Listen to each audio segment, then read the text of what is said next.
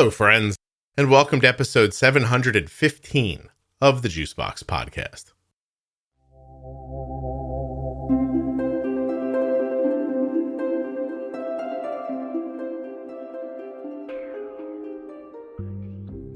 Hello again, and welcome back to the Bold Beginnings series. Today is actually the 5th episode, but 3rd installment. The way that happened was that episode 702 was about honeymooning, 706 was about adult diagnosis, and then 711 was supposed to be terminology, but it got a little long, so that ended up being terminology part 1 at 711 and terminology part 2 at 712, which makes today's episode 715, Bold Beginnings, Fear of Insulin. Please remember while you're listening that nothing you hear on the Juicebox Podcast should be considered advice, medical or otherwise. Always consult a physician before making any changes to your healthcare plan or becoming bold with insulin.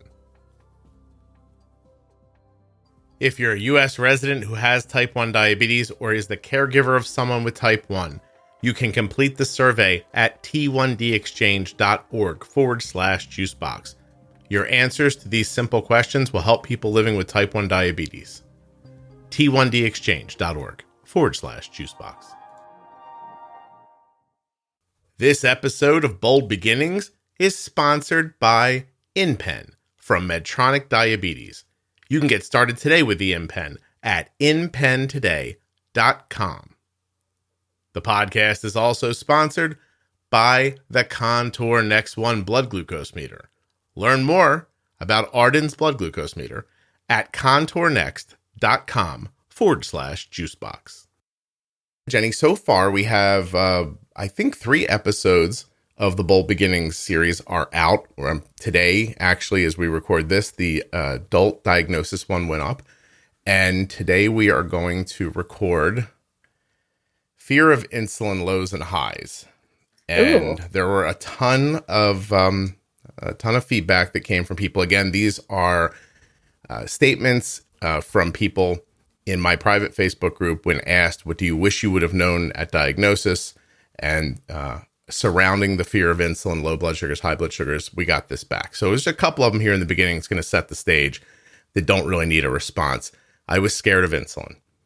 The next one says, seriously, the fear of insulin was real. We were scared of insulin is the next one. We had to wake up twice a night for finger sticks, and it felt like we were chasing a blind number. I'm really glad they did have me practice with glucagon, because when I had to use it, even having to think about it, the person said they wanted to understand glucagon so badly because when they actually had to use it, they were having an experience that was so surreal that there was no time to think. My daughter's had a couple of seizures, and I know what that feels like. You're like, you look at that package and you just hope your body remembers what to do, you know? Right. The first thing I really want to talk about here is this statement from a person who said, I was handed a bunch of pamphlets and they said, read these. And oh, by the way, this insulin stuff, it can kill your kid. So don't do it wrong, but don't worry because we've given you all the tools you need. And this person said they were freaked out instantly. Rightly so, with that type of explanation. Come on, really? You're given pamphlets to explain something that, for the most part, a lot of people who are using insulin are completely using it like off the standard label of prescription that their doctor told them. Mm-hmm. Right? I mean, eventually you get to the point of, or many people do, of there is no fear, and you understand the action of insulin. You understand how to manage around it. And that takes fear out of the picture because you get it.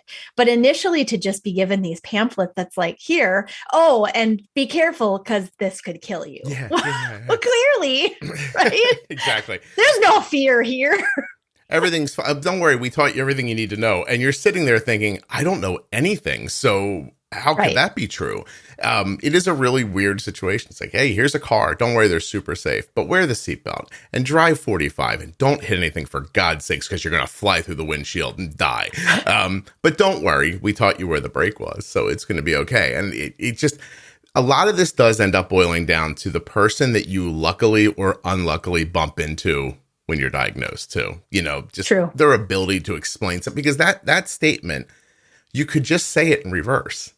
You could say, hey, listen, we've set you up with all the tools that you need. I know you don't feel comfortable with them right now, but trust me, experiences are going to make them feel more and more just real to you, things you don't have to think about. But until you get to that point, it's important to remember that too much insulin could make you low, could put you in a seizure. I mean, if you gave yourself way too much, it could kill you. But you just have to say it backwards. You know do. What I mean? Yeah. And also bring in, and these are the preventative things that we're doing from the start so that doesn't happen sooner. Eventually you will have low blood sugars. Eventually your child will have a low blood sugar. It will happen. I mean, they put out this, like, insulin can cause a low blood sugar. Insulin will cause a low blood sugar. At some point in your life with diabetes, you will have a low blood sugar. Yeah. You will, right? So just tell somebody that, right? That takes it out of the picture of, well, is it going to happen? Yes, it's going to happen, but this is what to do. These are the tools you have. You've got simple carbohydrate. This is what you can expect it to do. Mm-hmm. You've got glucagon. This is what you can expect that it's going to do for you. You've got these pieces to manage when that happens, right? Which should help somebody feel less fear in using it, right? It's not like they're dropping you off in the middle of the desert with nothing around and, here you go, but you got to take your insulin. It's like when you send your kids out driving the first time, you're like, listen, drive very safely, be aware of people around you. When you have an accident, which is going to happen one day, here's what you do next. You don't say if, because if gives you that feeling of like, well, maybe I'm going to be one of the people who it never happens to. Right. And then you spend your whole life kind of paranoidally. That can't be a word, but you're paranoid. And it is now. It is, damn it. I'll make up words if I have to. But you get in this situation where you're constantly trying to stop a thing. It's like trying to stop the sun from coming up. Like one day your blood sugar's going to, and look, the next person says, I wish the doctors would have explained to us the likelihood of lows and how to treat them. No one told us about that. And my son had a bad low. First time we came home, it sounds like the kid was wearing a Libre 2, wanders into their bedroom at 11:30 going, hey, something's making noise in my room. Because you remember that the poor kid's only had diabetes for 2 minutes, Right. His blood sugar's 45. And then this poor lady sleeps in his bedroom for the next month. And then she gets a Dexcom that gives her alarms that are a little more in the moment. But a month, she's on the floor or on a bed or something, because now she doesn't know, the kid doesn't know, they're all in a panic. Why? Because somebody didn't just say what you just said. The first day my daughter went to kindergarten, I went to the nurse and I said, let me explain all this stuff to you. I explained it all to her. And she goes, don't worry, we won't let that happen. I said, oh, you misunderstand. I'm not telling you this stuff so you can stop it from happening. I'm telling you this stuff so that when it happens, you know what to do. Right. I was like, it's diabetes. We're not going to stop diabetes from being diabetes. Right. This lion is going to bite your face one day. Right. I don't care how many times you go into the cage with it and it's fun and you're in Las Vegas and you're like, is that a Siegfried and Roy reference? It is. Yeah. One day the lion's going to kill you. Okay. It's at least going to come at you. Or at least bite your arm off. Yeah. You need to know how to hold up the whip in the chair when it happens, So, right. Well, and there is actually what I was going to say, you need to know what to do, but in some cases, I think people get really good tools and really good explanation. And in other cases, people do not. They get these rip-off pages that say, well, here you go. This is all the information that you need. Just make sure you read through it. Oh, and here's your medicine. It's called insulin. You have to take it here, here, and here. Oh, and you might have low blood sugar. Mm-hmm. But then again, what can you do about it? Or what are even some of the tools, or I guess, what are some of the variables that could cause a low blood sugar? So you're ready. Right? You can say, okay, well, activity will cause your insulin that you have to take to work better. So be careful for low blood sugars if your child eats a meal and then goes and plays soccer for 3 hours. Right? Yeah. All these things that they should know are sometimes the definite causes of low blood sugar, because then at least people are aware of where they might see a low. Mm-hmm. Well, and everything you're saying supports this next statement. The person said there was so much anxiety. My child had a fear that the ambulance was going to come take him away constantly. And that fear took months to wear away, she said. So, everything you just said would have given this person a little bit of calm or even something to say to the kid, because the kid's like, what's going to happen? And when your answer is, I don't know, like that's not supportive in any way for people. One person, this is great because we're going to kind of segue here a little bit. Before we do though, I want to say, I think it can be worse for adults that are diagnosed, because I think they get sometimes even less. And we talked about this in the adult diagnosis episode, and it's fresh in my head because I just put an edit on the show and I just heard it again. But that when you're an adult, sometimes you're like, here's the insulin, go to the store, get this prescription filled for needles, and then go see your endo. And then you call the endo and the endo is not available for 45 days. Or worse, like 6 months. Right. And in the meantime, they have you visit with like a nurse or somebody in between who, there's a definite disconnect for adults. Yeah. Absolutely. And I think the other piece for adults is a lack of enough initial good information, but also many times that adult is on their own, right? Yeah. They may not have a spouse or a significant other or a family member who they're close enough with that they can share this with and get someone to look in on them, if you will, right? And that makes it harder because kids who have a parent or a caregiver, there's somebody that's got their back, right? Consistently paying attention for them. Adults don't have that. It is on you. And you can slide into a depression. You could just slide into a complacency. Listen, completely disconnected from diabetes. My son just graduated from college. He's got a really good degree. He's a bright kid. And we told him, like, come home from school, like, just take a little time, decompress and everything. But now he's been home for about 3 weeks. And I had to go into him the other day and I'd be like, hey, let's get going now. Right. Like, right. he doesn't know. You've had your break. Yeah. He doesn't. It's just as simple a situation where he doesn't know the next thing to do. And you kind of turtle up sometimes. And then this is about, and then on top of that, you're scared of low blood sugars or high, whatever. Anyway, this next person says, I wish someone would have just told me that you can drink water when you're high and that'll help, so that's an example. They don't even understand how hydration affects the way the insulin works. Right. Absolutely. So, okay. I wish I had known that it would take some time to decrease a blood sugar, the initial one from the diagnosis number. And I really wish someone would have told me that my daughter might feel low in the hundreds. And that even though the number was normal, she would feel like she was low. Like that was never explained. Do you think people even understand that for the most part? I don't think so. And it's a very good point that this person brings up. Absolutely. When your body has grown accustomed to a glucose level, right? And at initial diagnosis, your body has gotten used to feeling nasty.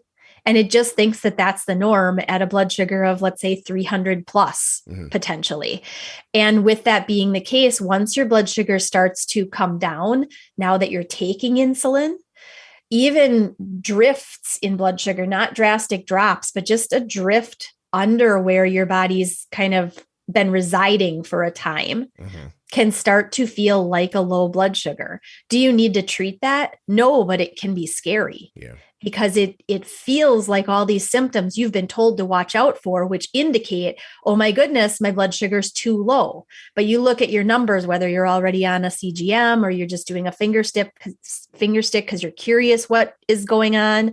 And the number doesn't look like it's in the low range. Right. It can be very hard to know, well, what do I do about this? Yeah. And the idea that your body will get accustomed to it after a while. But you can't forget, while you're explaining all this to people, the feeling's still real.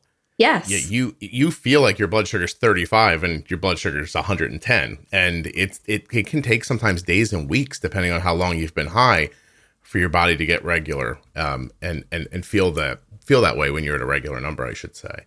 In fact, when I was diagnosed eons ago, things were very different, but there's no fancy stuff. Jenny got diagnosed. Her mom had to go outside and wind up the car to take her to the hospital. God, you make me sound like I'm like 90. No. But I was in the hospital for a full week, and they wanted me to have a low blood sugar while I was in the hospital. Oh, okay. So that I could experience lows or a low symptom and know what to do about it with, I'm assuming, the idea that there was somebody there with me and that they could help me see how quickly it could be treated, how it would feel different once my blood sugar was normalized again. Right. So, I mean, that was part of my week-long hospital stay. was. Did they announce it, or did it just like, did they tell you we're going to make you low while you're here? Do you remember? No. Oh, okay. Just happened. No. And then you realized I do. Well, they did say that I remember the discussion, with my parents, we would like for there to be an excursion to a lower level so that Jenny can get an idea of how that feels, that you can hopefully be here at that same time, right. So that you can see how we treat it and everything. And I did have a lower blood sugar. I mean, it was by no means low, but it was certainly low or dropping. I do remember how I felt. But the good thing was that I got explanation. Yeah. Right. And for the little things that you end up figuring out on your own, like for a lot of people, you can feel a fall. So so you feel the fall before the number is an issue. And correct. Just stuff like that is great to learn. These next two statements are interesting. They're made by two different people, and it's a great perspective into what someone thinks before they've heard the podcast and what someone thinks after they've heard the podcast. Right? Oh, awesome. So this first person says, I wish they had taught us to use insulin without being afraid of lows. So that's a person who's now been listening to the podcast for a while. It's like, I know now how important using insulin is correctly. The fear of lows is what was stopping me from using it, et cetera, et cetera. But then here's a person who is giving you perspective from before they heard the podcast. I had way too much fear of insulin. They pretty much had me feeling like I was going to kill my son probably within the first week. So there you go, right? Like there's got to be a better way to, and I think we've gone over a lot of it already, but there's got to be a better way to let people understand how insulin works other than just to say to them, don't do it. It feels like it's 1950 and they're like, if you smile at a boy, you're going to be pregnant. You know what I mean? Like, exactly. Right. So if you're listening to this and you got that kind of information, I think you have to make the leap into the Pro Tip series and listen through so you can get an idea for how insulin works. So you can use it in a more targeted way or a more meaningful way, any way you kind of want to think about it. Because then it does for many people. And I would say, with this topic of fear of insulin, I think I've seen more adults who have had a fear of insulin tied with a fear to things being too low than kids. And many times parents are very good about not projecting their fears onto their children. Right. For the most part. I mean, there are some that's not the case for, but I think parents they try very hard to internalize worries and fears so that their child doesn't see that as well in terms of how to feel about something they're going to be living with, right? Yeah. Adults, however, again, are the ones managing their own health. There may not be a secondary assistive person there for them.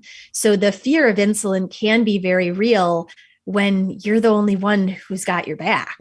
Yeah. So, in that, I think it's learning about how does insulin work and how does it work for you? And sometimes, as I've worked with people, sometimes it's getting used to even just noting what small doses do.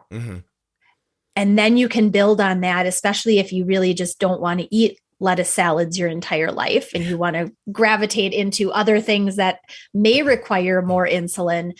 Learning how to use more insulin should start in smaller doses then so that you can get a comfort level with what that does. Right. And with less need to over-treat because there's not as much insulin left laying around. Yeah. Right. Well, so here's the other side of it. Here's a comment. One piece of well-meaning but bad advice that I got from another type 1 was that a high blood sugar will not send you to the hospital, but a low blood sugar can. So it's best to leave yourself high. So it's better high than low, which, and then, that's very bad advice. Yeah. That's very bad advice. Do not listen to that piece of advice. But it's an interesting way of showing how when you get bad information at first, it leads to fear. And then you go out into the world because you think, oh, I know this thing that's going to save someone else. I have to go tell them. And now the internet's interesting because when you're listening to someone talk, you have no idea if they've had diabetes for 3 minutes longer than you or 3 years longer than you. And when you don't know what you're talking about, the first thing that's said to you, often you go, oh, okay, well, this person must know better than I do. And, right. And that is that's one spot where I'm proud of my Facebook group where people do speak up.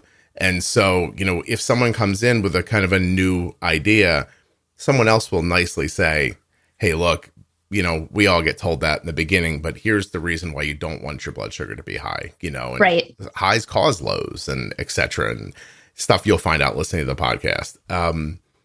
I do like in the group too, that a lot of people are very able to point to either some of the episodes that you've done about specific topics and said, hey, for a lot more in-depth information and really to clarify this question, listen here or go episode. Here or try this, right? There's a lot of, I tell you, there was a moment where I realized I can't keep up with this because it used to be me. Like during the day, I'd pop in and out and be like, hey, look at episode this or do that or try this. Have you listened to the pro tips?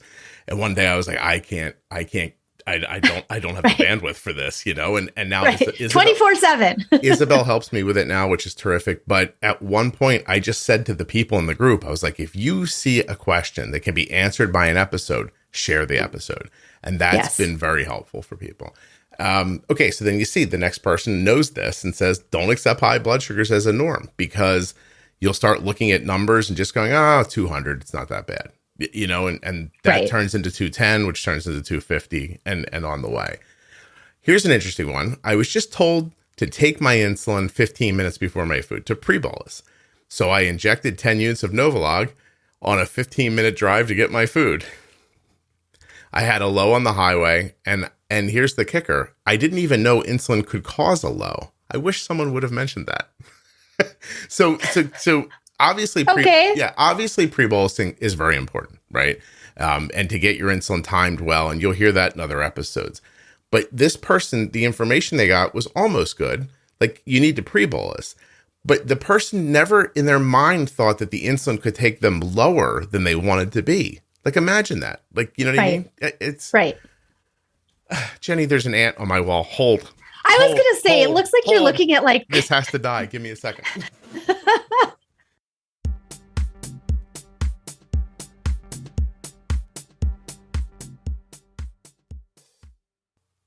If you're using insulin and not ready for a pump or just don't want one, you should consider the InPen from Medtronic Diabetes. Now, you can imagine an insulin pen is a great way to deliver insulin, but it doesn't give you a lot of the functionality that you'll get with an insulin pump. But the InPen from Medtronic Diabetes does offer a lot of functionality. It does that by hooking to an app on your cell phone. This app is going to give you a dosing calculator, dosing reminders, carb counting support, a digital logbook. It will show you your current glucose values, your meal history, your dose history, an activity log, reports, glucose history, active insulin remaining, all in an attractive and easy to read application that goes right on your iPhone or your Android. You can learn more about it at inpentoday.com. And if you're ready to try it, just fill in a little bit of information and hit submit. Medtronic has an offer on the InPen that is available to people with commercial insurance. Of course, terms and conditions apply, but you may pay as little as $35 for the InPen. The InPen that you can get at inpentoday.com. Links in the show notes of your podcast player and at juiceboxpodcast.com for the InPen and for the Contour Next One blood glucose meter. contournext.com/Juicebox. I just typed it in right now. When you get to the site, you're going to be met with something that says, what do your test strips really cost you? It may be cheaper to buy Contour Next test strips over the counter without a prescription. Can you imagine that? Can you imagine if you're paying more through your insurance than you would in cash? That'd be nuts, right? Maybe not. contournext.com/Juicebox. Learn more about the Contour Next One blood glucose meter and all of the products that Contour offers.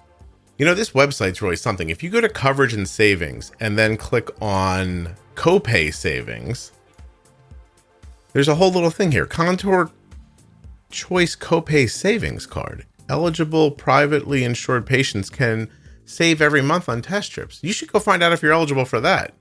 That's pretty crazy. And it tells you more about the meter. The meter's terrific, by the way. Use it every day. Daughter loves it. Fits easy in your purse or your diabetes bag. Bright light for nighttime viewing. Test strips, of course, have second chance testing, and the screen is easy to read. Go check out the Contour NextGen blood glucose meter and everything that's available on this website. It's kind of very comprehensive. Not kind of very comprehensive. It's actually very comprehensive. Anyway, contournext.com/juicebox. It's the best blood glucose meter I've ever used. And it might be the best one you've ever used as well. And there's one way to find out. You click on the links. InPen requires a prescription and settings from your healthcare provider. You must use proper settings and follow the instructions as directed, or you could experience high or low blood glucose levels. For more safety information, visit inpentoday.com.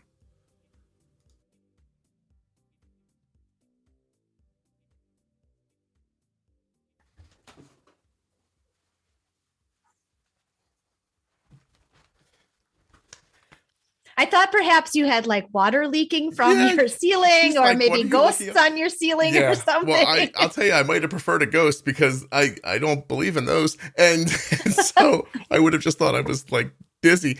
But I kept thinking like that thing's going to crawl over my head and fall on me. Sorry. It's like a big black ant. I've never had an ant in this room. I'm going to have to sell this house. Okay.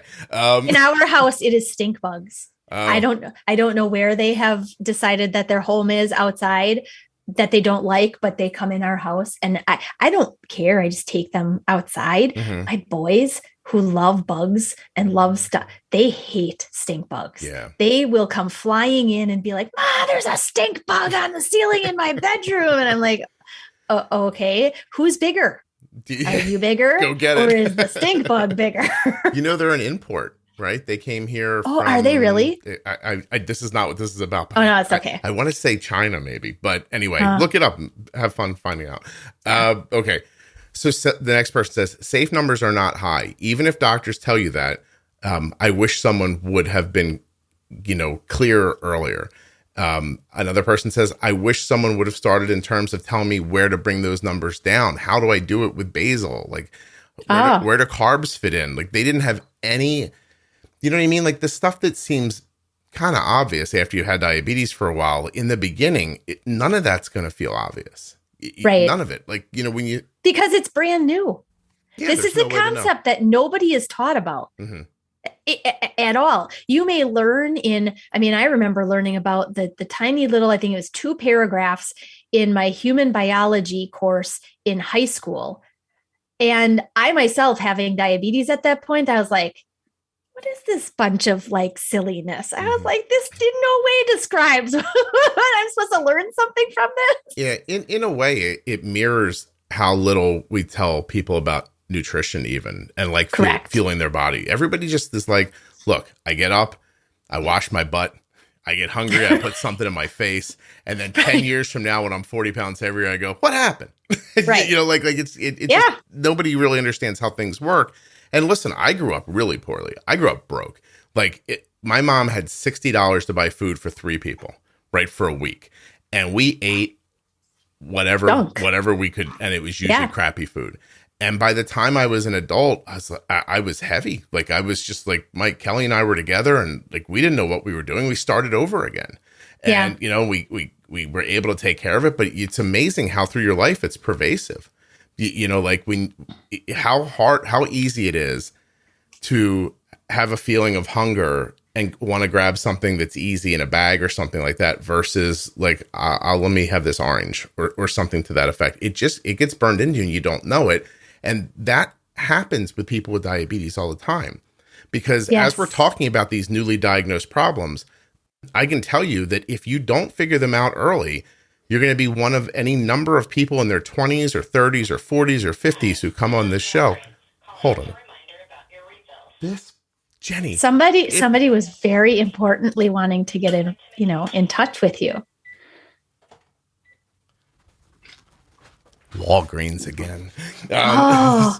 So I've talked to too many people who have had diabetes for decades who are still making the same, I don't want to call them mistakes, but decisions over and over again. And when you then present them with this information, it's sad because they think, well, why couldn't someone have told me this 5 or 10 or 20 years ago? Like I can't get this time back now, you know? And I think, and this is kind of it's a slippery slope to walk on, honestly, because I truly believe that it starts when someone is diagnosed and they are told, if we're just talking nutrition, right? Mm-hmm. They're essentially told, you can eat anything you want.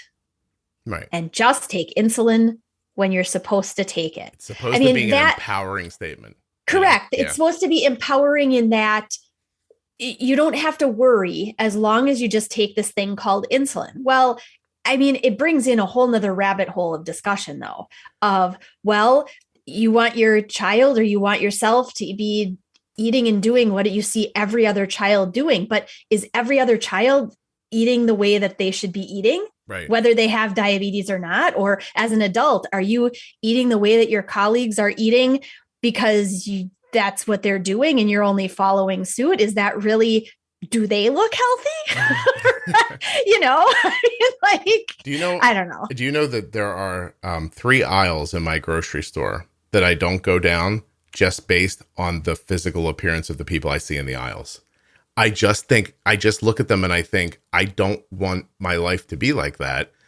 And I clearly don't need this aisle. Yeah, something in those aisles is because then there are, I know this is probably a weird thing to say, but then I look at other aisles where people seem more fit and I don't see these 2 people in these different aisles. And I'm like, I'm going to go follow the guy around with the nice calves and see what he buys. You know what I mean? Sure. I mean, if you look at pictures, I mean, honestly, in the ages of development since I would say maybe the 1950s or 60s, potentially when more like processed, packaged, convenient stuff probably started to become more the norm. If you look at pictures like beach photos from like the shore or something, it is very difficult to see a body that isn't somewhat fit. Most of the bodies look like healthy bodies. Yeah. Today's pictures would look very different. I mean, there's got to be something in the food and how we are packaging what we are eating that's creating a lot of issue and within diabetes. Yeah. And how does it fit into this subject? It fits into this subject because when you first have diabetes, bolusing for real food is easier than bolusing for processed food. Correct. And no one's going to mention that to you. No one. No. This person says, not knowing how fast or slow insulin could hit, or not knowing that, hey, this could kill you. At first, I was under the impression, this is the part that's important. I was under the impression that, okay, my kid's going to eat, and I got this robotic insulin dosing strategy, and everything is just going to be fine.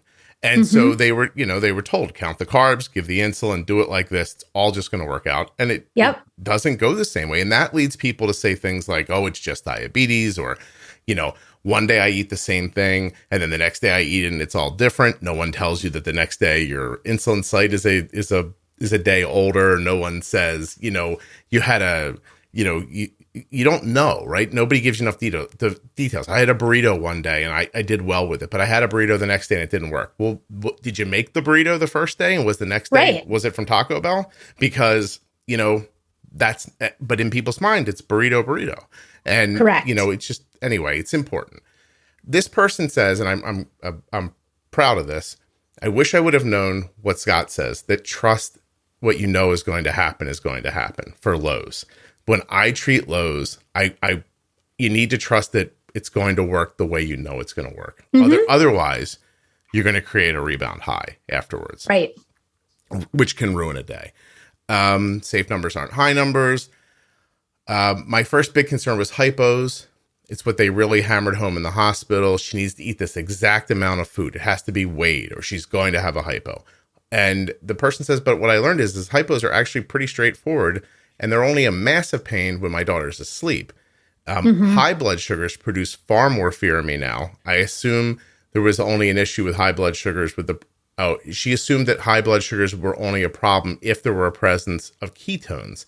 And now she realizes that that's not right. So they didn't think a high number was a problem unless ketones were present. Right. Which is often when, there are two angles, right? Really low blood sugar, fear that. Really high blood sugar, ketones, fear the potential of DKA. Mm-hmm. But you may have high blood sugars that are just within the realm of high enough without producing ketones that now you're leading into, if there's enough consistency to it, you're leading into continued damage. Yeah, right. Long term. This next person says, I wish I would have known that every time the blood sugar shot up, I didn't have to check for ketones every single time. So every time this kid gets a blood sugar over 200, they're testing ketones. And there's episodes on ketones and how to understand them. This person's quoting the podcast. It says, instead of beating yourself up when blood sugars shoot up or down, figure out why and try to prevent it next time. Take this as a learning experience, but you have to know it's not going to be perfect. Correct. Maybe never, and definitely not in the beginning. And just to speak about that for a second, these things are going to happen, right? You're not going to stop them from happening. In my mind, there's two responses. You can panic and beat yourself up and be like, oh, I did it wrong. This sucks. I'm never going to figure this out. Or you can just realize there's a learning experience happening in front of you, and you step back, take yourself out of it for a second and look at it. I put the food in here. I put the insulin in here. This is what happened next. I bet you if I would have done the insulin a little sooner or a little later, the food, et cetera, if I would have just slid these things around in the timeline of my eating, I wonder how that would have impacted these bell curves that I'm seeing on my CGM or these numbers I'm seeing on my meter, right? It is. Diabetes, I've thought for a really long time how diabetes is, it is like a daily science experiment, if you will, right? And sometimes those days you're given the same little petri dish with, orange growing spots. And because your day is similar enough to the days before, the dots keep growing purple. Because you got it. You've kind of figured it out. Your timing, what ends up happening if you do it this way or that way. And then comes in a day where the dots turn orange and purple furry and whatever by the end of the day. And usually there's a variable in the picture that you've not encountered before, or was something completely different that you've just, you've never had that burrito from Johnny's corner spot or whatever it is, so you learn. This person says, I wish someone would have told me to always carry snacks, supplies, and emergency treatment with you. I am frequently thrown by how many people don't travel with at least a juice box extra or their meters sometimes or stuff like that. I've talked to people I don't need my meter. I'm like, how do you know that? If you know that, then this whole thing is easy, because you can predict. It freaks me out a little bit. If we drive more than 30 minutes from my home, or we're doing something you're going to go somewhere 20, 30 minutes away, but you plan on being there for 3 or 4 hours, I always say to my daughter, I'm like, take a pump with you. A little bit of insulin, a pump. I'm like, you don't want this whole day to be ruined if you bang into a door and your pump pops off or the thing stops working. You don't want to have to stop what you're doing and drive all the way back here. That's big picture stuff. Little easy picture stuff is you need your meter with you all the time. You need I'm fascinated by people who travel without the controller for their insulin pump. Well, what if you need insulin? I'll do it when I get back. When you get back, what are we talking about? But no, but for lows, you have to have a way to stop a low with you. Yes. And not just one way, many. Maybe, because what if you drink the juice and it keeps going? There's a difference between being paranoid and being prepared. You can't. Correct. You need to be, in a modern society, somebody in America who's living in a house where food's readily available. I get, going to your neighbor's house or something like that, not feeling scared, but you don't start getting into cars and driving to locations where, yes, there's a Wawa on every corner. Or some sort of a convenience store, but you're not in there if your blood sugar starts dropping and you're driving your car. Correct. So absolutely. I know in the turn of a season, usually from from winter into like spring, summer, I have different purses, if you will, that I might use. Mm-hmm. And I always end up having to like dig in the pockets of the purses and fish out like the really old glucose tablets. Like, clearly they're like, the sugar sort of starts to get harder and whatever. Mm-hmm. And I'm like, yeah, it's time to change those out. I would eat them if I had to, but they probably aren't going to taste very good. So we have juice boxes in the pockets, our door pockets of our cars, right? Yeah. And one time we got down to the one where you're looking at it, you think, I can't believe this is holding the liquid anymore. Like this should have been thrown away and replaced. It's like the squishy, yeah. And we had to give it to Arden. And even when she took the box, she went, oh, this is going to be horrible. And I was like, sorry. And, and it was. But it'll work. It'll work. But it was like syrup. It wasn't even like, it was bad. And she was looking at us like, you've got to be kidding me. I was like, I tell you to replace these things. No one listens to me. So, there you go. Here's an interesting one. I felt like I was bringing home a newborn baby. We talked about how diabetes can feel like a newborn baby. But she said that the first low that she saw was a 74. And they were running around their house like a lunatic. Like, we have to stop this.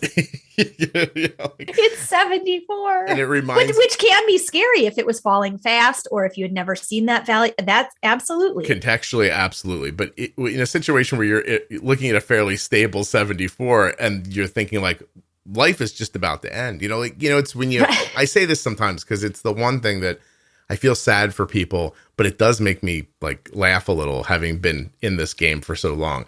It's when you see somebody like show a graph and this kid's, blood sugar super stable and then it dipped down to 80 and then the caption says like, I saved their life with a cookie. I'm like, nah, what? No, you didn't. You stopped. We could have. Who knows how much it was going to dip after, right? Okay. But yeah. But like that idea, and really what it outlines is that people just are not given accurate depictions of what a good blood sugar is. And right. I have an email that I've been going back and forth with this gentleman about that. I think this is a great place to put this.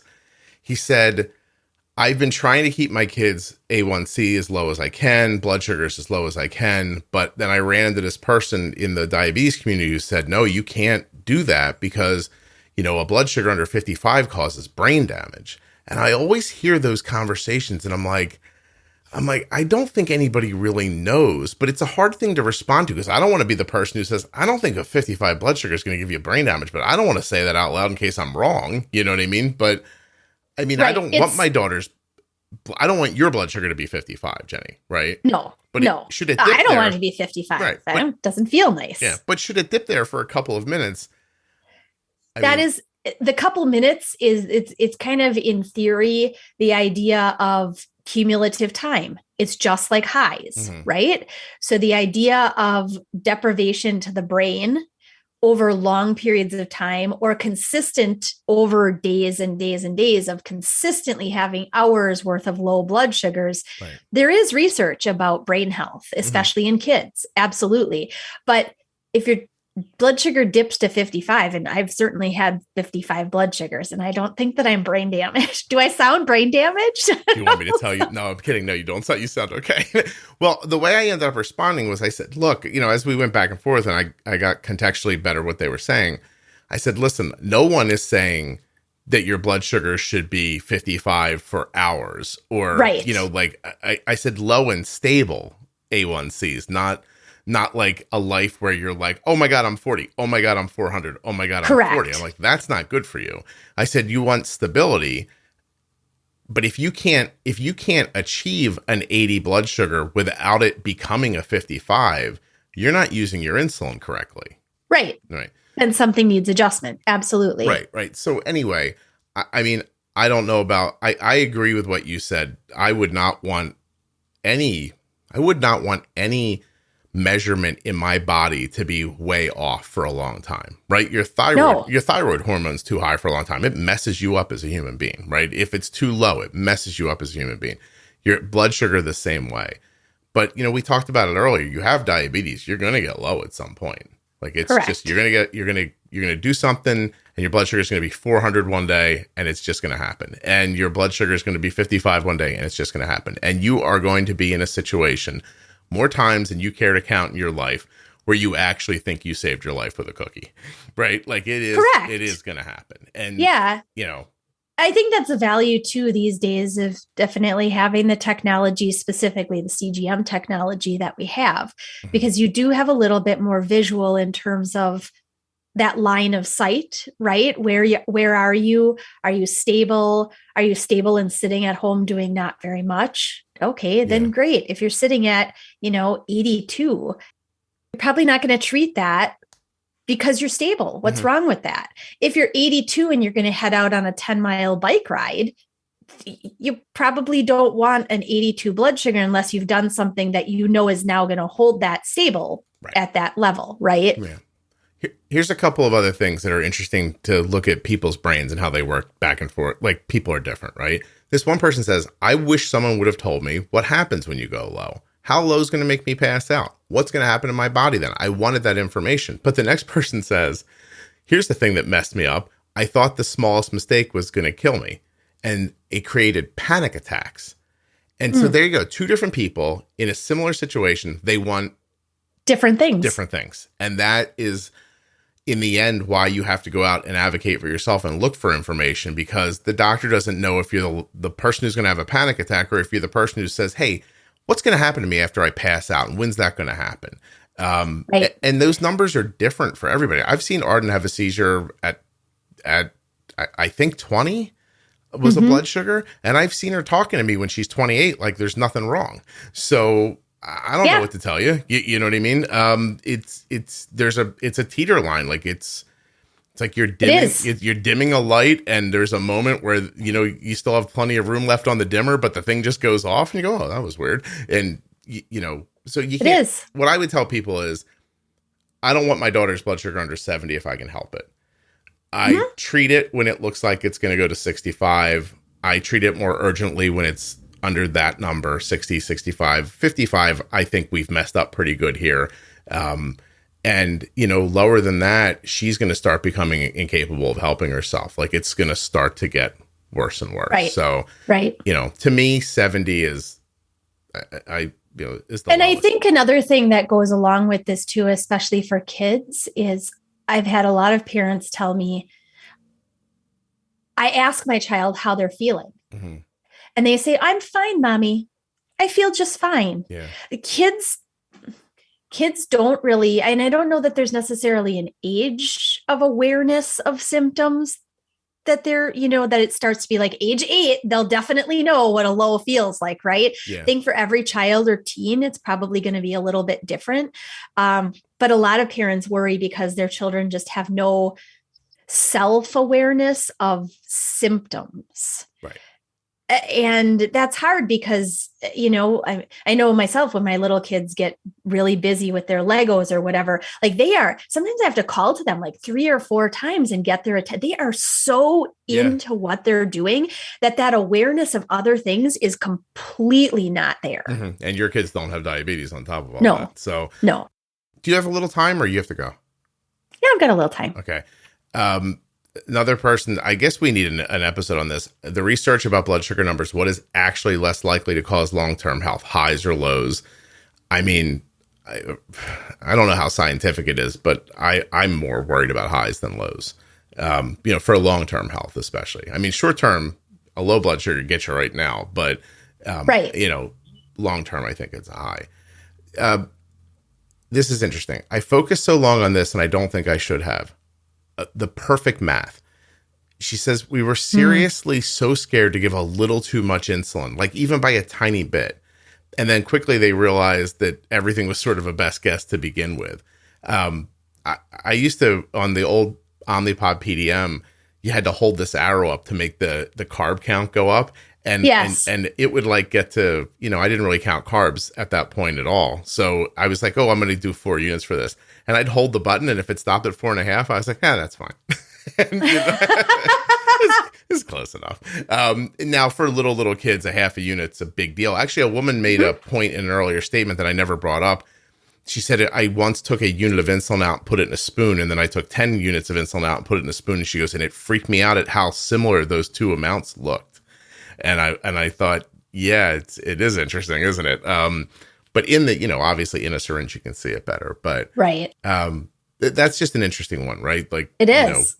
I see people all the time like, well, I made a bolus. It was 4.1 and I think it was too much. And I'm like, but I guess, all right. As you get bigger and you require more and more insulin, those tiny 0.1 isn't going to make a hill of beans of difference. It doesn't exactly. Really. It doesn't really. Which is the reason that many people, especially pumpers, get frustrated when they're trying to correct higher blood sugars, and their pump is recommending something like 0.2 units, and they think, well, 0.2, like what is 0.2? What's the purpose of that? It's not going to do anything to help me at this point, right? Yeah. And that's when they get more aggressive, and then you're like, oh, well, I clearly should have taken the 0.2 instead.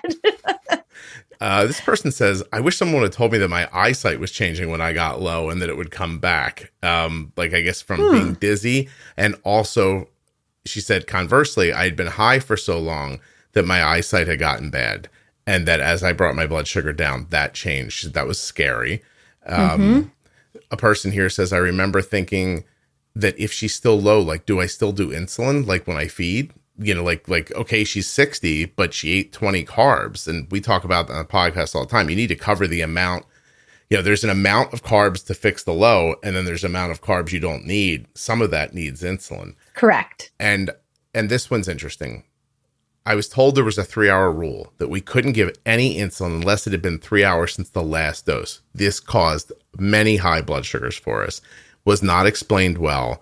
And it seems like a big one for newly diagnosed people, and I think you should bring it up, she said. So I think and I think, we talked about stacking, I think, recently in an episode, but that kind of goes along with initially the idea that once upon diagnosis, once insulin is starting to be injected, they're very cautious, assuming the potential for honeymoon. So what they're looking for is, let's give a timeline of what we're expecting this rapid insulin dose to work over. And let's be careful about not adding extra within this.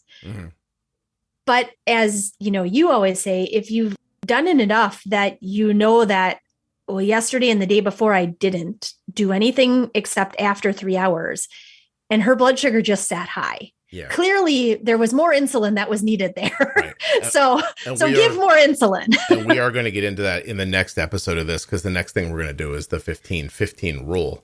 So we'll get to talk a lot about that. But we're done. We made it through. There were a lot of questions in this one, and we chit-chatted in the beginning about personal stuff. So I'm pretty before we started recording. So I'm very happy with what we got accomplished today. Thank you very much. Cool. Yeah, absolutely.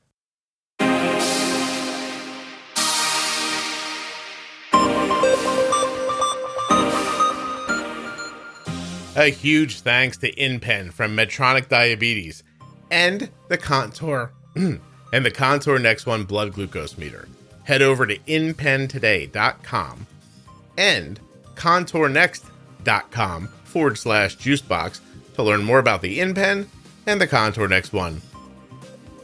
Just check them out. They're both terrific.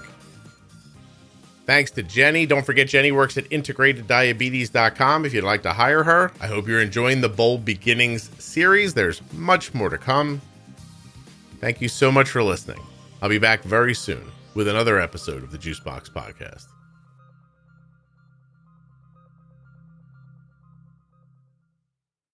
Hey, if you're still here, don't forget that juiceboxpodcast.com, diabetesprotip.com is a place where you can learn more about the podcast in general, find all the different series. There's a Facebook group for the podcast that has, I think, 27,000 people in it now. We're getting close to that, at least. Juicebox Podcast, Type 1 Diabetes on Facebook. It's a private group, so you'll have to answer a couple of questions before you're let in. Oh, you know what else? In that Facebook group, at the feature tab at the top, there are complete lists of all of the series that exist for the podcast. And I guess I got to find a way to get those lists on juiceboxpodcast.com too. I'll work on that. All right. That's enough chitty and chatty, right? I hope you're enjoying the podcast. If you are, tell a friend. And don't forget to subscribe in a podcast app. Don't just listen. Subscribe or follow in like Apple Podcasts, Spotify, Amazon Music, something like that. You should be able to find a great free app that you can listen to the podcast in. All right. I've said it before. I'll say it again. Thank you so much for listening. I'll be back very soon with another episode of the Juicebox Podcast.